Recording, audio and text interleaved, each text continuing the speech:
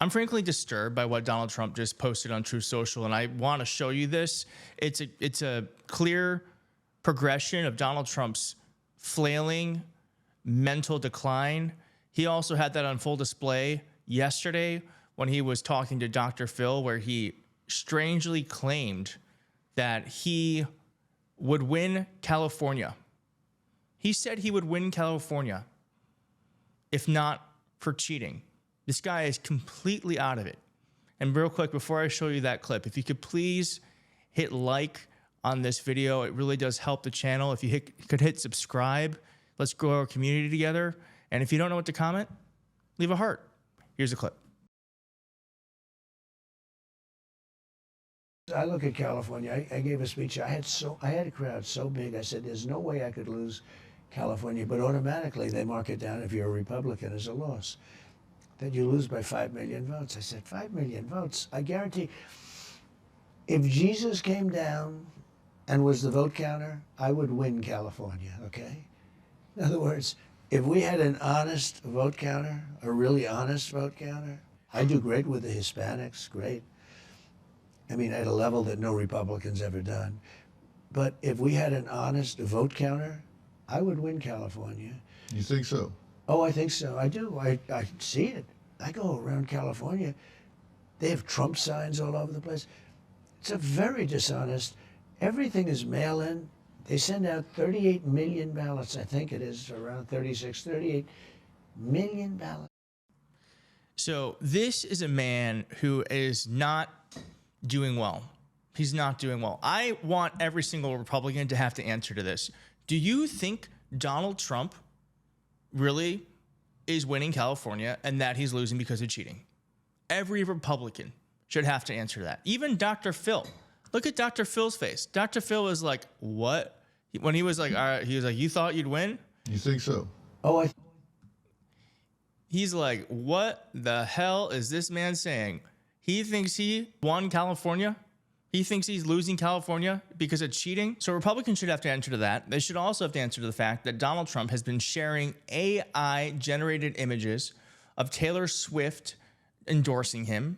It's the only way he's ever going to get Taylor Swift to even think about him is by producing something using AI. Now, this is a big deal because his followers are gullible. Clearly, they support him. So if they see that, they're likely to think that Taylor Swift has endorsed him. And it's one of the clearest signs, too, that he is ready and willing to use AI to bend reality to his will. Here's Trump saying that that's just no big deal, that he shared AI-generated images of Taylor Swift endorsing him. Are you worried you're going to get sued? Are you worried that Taylor Swift is going to sue you? I don't know anything about them other than somebody else generated them. I didn't generate them. Somebody came out. They said, oh, look at this. These were all made up by other people. AI is always very dangerous in that way. It's happening with me, too. They're having me speak. I speak perfectly. I mean, absolutely perfectly on AI. And I'm like endorsing other products and things. It's little. So I hope Taylor Swift does sue him. I don't think she wants a headache because he doesn't have, I mean, she probably has more money than he does. But don't we want a leader who, one, doesn't share AI generated images and tries to pass them off as real until he gets caught? Like, of course he would. But secondly, don't we want a leader who, if they're confronted with something like that, they say the buck stops with me instead of, well, I didn't make them. I didn't make them. He tried to push off any sort of responsibility. I'm just like sick of that. Like, take responsibility for your actions. Maybe you're not the one who made them, but you're certainly the one who posted them. And I hate that it was Fox News that only gets access to him, because I think we all deserve to know what the hell was going through his mind that he decided to share that. And I want to know what the hell was going through his mind when he decided to share this morning. So here's a nice picture of Kamala Harris and Hillary Clinton. I would probably guess this is sometime in the 2000s when this picture was taken. This looks like Senator Hillary Clinton and maybe Kamala Harris. I don't know what she was doing in her career at the time. Maybe she was AG of San Francisco. So she's probably meeting her hero at this point. Really nice moment. Donald Trump decided to retruth it. I wonder why he decided to retruth it. Well, look at what this person said. Look at this caption. Funny how blowjobs impacted both of their careers differently. So yes, Donald Trump shared an image of his 2016 rival, his 2024 rival, and decided it's appropriate to have a comment like this put on his page. Resharing something, I don't care what anyone says, a reshare is an endorsement, and Donald Trump is endorsing this sexist attack, and he needs to be called out for it. He needs to be called out for it. Every single Republican needs to be asked why Donald Trump is sharing images like that. If they agree with the image, every single Republican needs to be asked, do you think Donald Trump won California? And if not, why do you think Donald Trump thinks he does?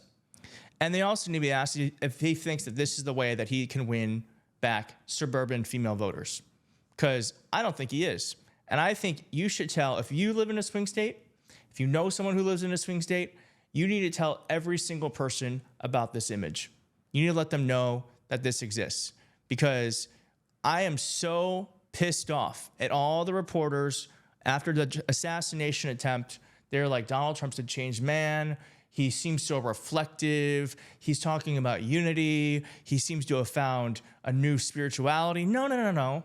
You all got conned. And there are questions about what really is going to change with Donald Trump. And there's also quite a bit of skepticism out there, because there have been so many moments before where people have said he'd make a pivot, like he'd walk into the Oval Office and the weight of the office, the weight of the presidency would hit him. He'd sit at the Resolute desk and he'd realize that he had to be more of a uniter and a divider. Maybe he'd start with infrastructure instead of starting with a more divisive policy on immigration. There are all these conversations that we've had so many times in the past. Is this really going to be different? I don't know. But I will tell you, even just looking at his face in this video that we're seeing right now, I've never seen Donald Trump with a look like that in his face. Not once. In the very long time that I've been covering him, I've never seen that look. It looks almost pensive, Katie. Serene.